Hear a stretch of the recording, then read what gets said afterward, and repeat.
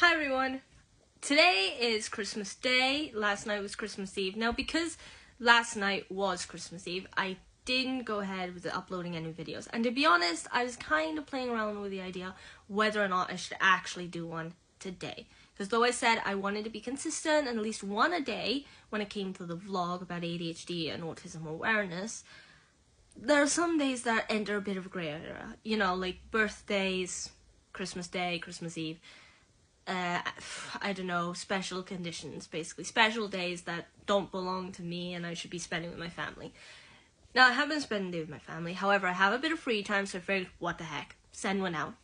So first off, Merry Christmas, everyone. I hope you've had a great holiday if you do celebrate Christmas, and if you don't, I just hope you had a great day in general. Now, before we get into today's video, which will be about the ADHD strength of integrity, I just want to make a mention, as usual, of if you like the content and you want to see more, then please follow me on TikTok, subscribe to my YouTube channel, leave a like and a comment, and any questions you have in the comments. Right. So, yes, I said right. You hear me correctly. I said integrity. Now, I know, again, that sounds like another kind of strength that's more down to the individual. And yes, it is. Some people are more integral than others. That's humanity for you, I guess, individualism. But when you have ADHD, it can also be considered a strength of you being integral, meaning you are more honest, you live more honestly because if you are open about your ADHD. Now, I understand some people who get diagnosed might be a bit apprehensive about whether or not they want people to know, simply based on misconceptions that they themselves have bought into. Like, it's all a disadvantage, it means you can't learn anything, it means you're dumber. Some people genuinely believe that, and that is not that is not true at all. Okay? Like I keep saying, yes, difficulties. There are methods that you can use to overcome some difficulties. Some you'll need support with for a very, very long time because it can be that powerful and effective towards you. However, there are also strengths. Now, in my case, I know quite a few people, especially, it seems to be common if you were diagnosed when you were quite young, like primary school age, like I was, that you tend to grow up having lived with it your entire life, having grown up learning to understand what ADHD or autism is. And in ADHD's case specifically, you tend to be more open about it. You know, you get used to it being a kid. You have to tell your teachers. They know to give you support in class. So they know that your behaviors may differ from the average student, you know, and they can then keep an eye on that for your parents while you're in school, so you have the support you need. So you get used to telling your teachers. You get used to, when you're older, you tend to tell employers because you usually are eligible for certain benefits to help you in the work environments, because it can be very stressful and it can have a big impact on your symptoms and on your person in general because of your ADHD.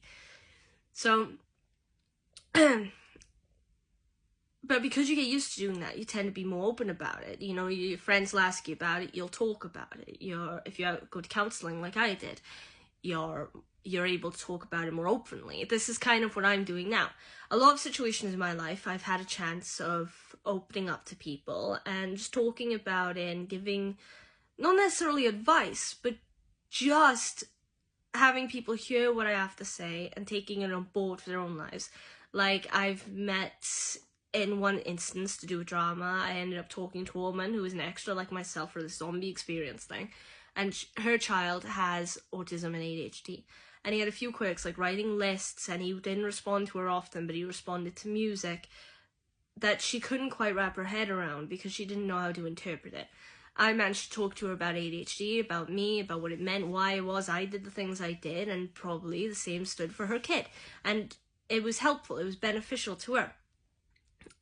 And I've met plenty of people who weren't sure if they had ADHD or autism, and I've talked to them about me and how it affects, how it feels, internally and mentally and emotionally, and then they've gone, okay, yeah, I can relate to that, I'll have myself checked, and turns out they do, and then they get the support they need. So it's a good thing to be honest and open about your ADHD, and it is a strength, because even in situations like being bullied, I was bullied by people who would use my disorders as a means of trying to get to me, make me feel like the misconceptions were true, make me feel like I was dumber, make me feel like I was weaker or more naive than they were. I was less than them for all sorts of reasons, simply because of my ADHD and autism. Make me feel like there was something wrong with me because it's a mental health issue, and that's how it was phrased then. And they would use the mental part to say, basically, there's something wrong with me in terms of I was crazy, which, you know, I might be, but who cares? So I got over that, though, eventually, by just learning to be more open about it, you know? If I was talking to someone, I was afraid I was coming across as too excited, too impulsive, too over the top, or I was talking too much, I would address it myself first. I'd be like, sorry, or even if I was just meeting someone new and I was being really awkward, and I was afraid, oh my god, I'm coming really awkward to them, then I would just go, oh, sorry, dude, am I talking a lot? Yeah, you know, if I am talking a lot, just tell me, you know, I won't take it offensively, you know, because I do talk a lot. Just tell me and I'll stop, you know, I'll stop. Or, sorry, I'm a little awkward, it's just, you know, I have ADHD and autism, and anxiety is like a big part of my life. It's actually a big step for me to be talking to you in the first place. Things like that, approaches like that.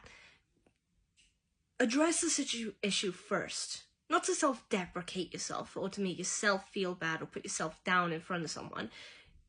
Don't do it for that reason. Do it because when you've addressed the issue, when you've explained it yourself outwardly to someone in front of you and you've heard yourself say it, something about that just takes that power away from bullies.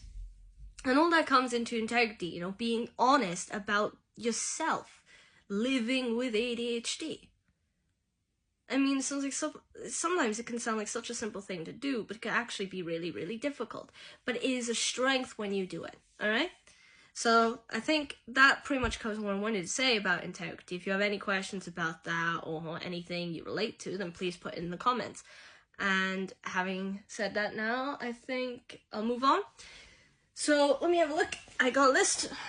Now the next thing I'll talk about is energy. I've already done a video about energy as a strength of ADHD, but it's worth doing a second one. So I'll see you then. If you're interested, please follow, like, comment, and subscribe, and I'll see you in the next video. Bye!